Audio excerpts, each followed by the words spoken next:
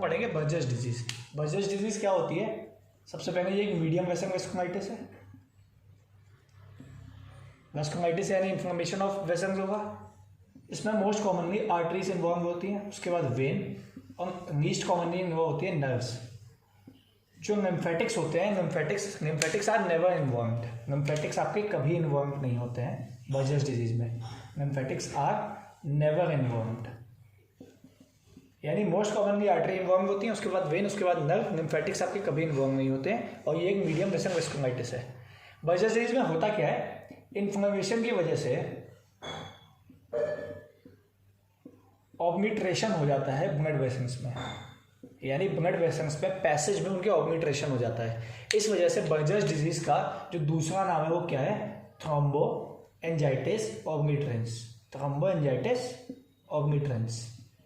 ऑब्लिट्रांस नाम इसीलिए है क्योंकि ऑब्लिट्रेशन हो जाता है ब्लड वेसल का। मान लीजिए ये आपकी ब्लड वेसल है, इसके बाद ये इसका पैसेज है, तो इसमें कुछ ही पार्ट पेटेंट रह जाता है, बाकी आसपास का जितना पार्ट है वो सारा ऑब्लिटरेटेड हो जाता है।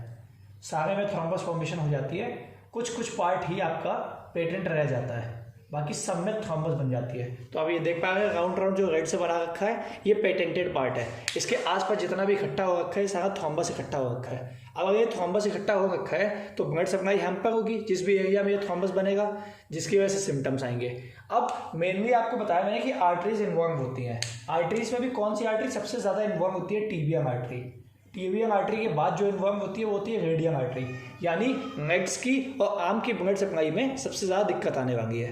अब होता क्या है? मान लीजिए पेशेंट रेस्ट पे है। पेशेंट रेस्ट पे है तो कोई दिक्कत नहीं है, ये जितने भी ये पेटेंटेड आपके हैं ब्लड चैनल्स ये ब्लड सप्लाई करा रहे हैं।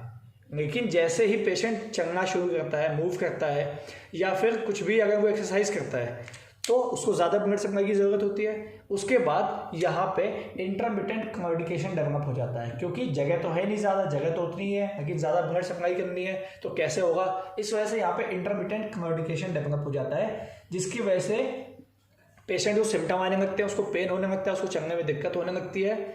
ये इंटरमिटेंट क्लॉडिकेशन की वजह से होता है। ये बर्जर्स डिजीज की पूरी कहानी है। इसके बाद हम देखेंगे कि बर्जर्स डिजीज होती क्यों है। होती है मेनली ये जो टोबैको एक्सट्रैक्ट्स होते हैं, आपके टोबैको एक्सट्रैक्ट्स होते हैं, इसके लिए हाइपर सेंसिटिविटी डेवलप हो जाती है बॉडी में। ये हाइपर सेंसिटिविटी रिएक्शन है, तो इसमें हाइपर सेंसिटिविटी डेवलप हो जाती है टोबैको एक्सट्रैक्ट्स के अगेंस्ट, जिसकी वजह से इन्फ्लेमेशन होता है और थ्रोम्बस फॉर्मेशन होता है। तो अगर पेशेंट को आपको ट्रीट करना है तो सबसे पहले उससे क्या कहेंगे?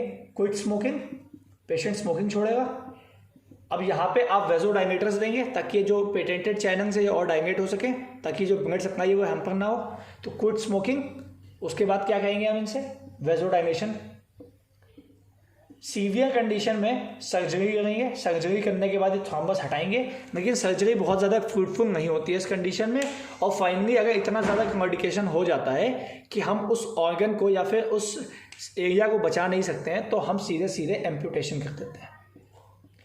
एम्प्यूटेशन ऑफ आर्म और लेग, एम्प्यूटेशन ऑफ आर्म या फिर लेग, जो भी एरिया ख़राब हो जाता है उसका फाइनली एम्प्यूटेशन कर देते हैं। तो ये टोटल बर्जर्स डिजीज की कहानी है कि मीडियम वेसल वैस्कुलाइटिस है, मेनली आर्टरीज को इन्वॉल्व करता है, लिम्फेटिक्स कभी इन्वॉल्व नहीं होते हैं। आर्टरीज में भी टिबियल आर्टरी ज़्यादा इन्वॉल्व होती है as compare to radial artery. इसमें इसको दूसरा नाम है थ्रोम्बोएंजाइटिस ऑब्लिटरेंस, इसकी नाम क्यों दिया गया है? क्योंकि यहाँ पे अगर आप देखेंगे तो कुछ ही पेटेंटेड चैनल है, बाकी सारा ऑब्लिटरेटेड हो गया है। ये हुआ क्यों? टोबैको की वजह से हाइपर सेंसिटिविटी डेवलप हो जाती है बॉडी में, जिसकी वजह से इन्फ्लेमेशन होता है, जिसकी वजह से थ्रोम्बस फॉर्मेशन होता है। पेशेंट को क्या कहेंगे? क्विट स्मोकिंग या फिर वेजोडाइलेशन देंगे, सर्जरी कराएंगे। अगर कुछ भी नहीं हुआ तो फाइनली एम्प्यूटेट कर देंगे वो आर्म या फिर उस लेग को। उसके बाद आपको देखेंगे यहाँ पे कि मेनली यंग एडल्ट्स में देखा जाता है, क्योंकि यंग एडल्ट्स ही सबसे ज़्यादा स्मोकिंग करते हैं और लॉन्ग टर्म स्मोकिंग की वजह से चांसेस ज़्यादा होते हैं बर्जर्स डिजीज़ होने के। और ये रेस्ट पे कोई सिम्टम्स डेवलप नहीं होते हैं, लेकिन अगर हम लोग एक्सरसाइज करते हैं या मूव करते हैं तो पेन और बाकी सिम्टम्स डेवलप हो जाते हैं। तो ये टोटल कहानी हो गई बर्जर्स डिजीज़ की।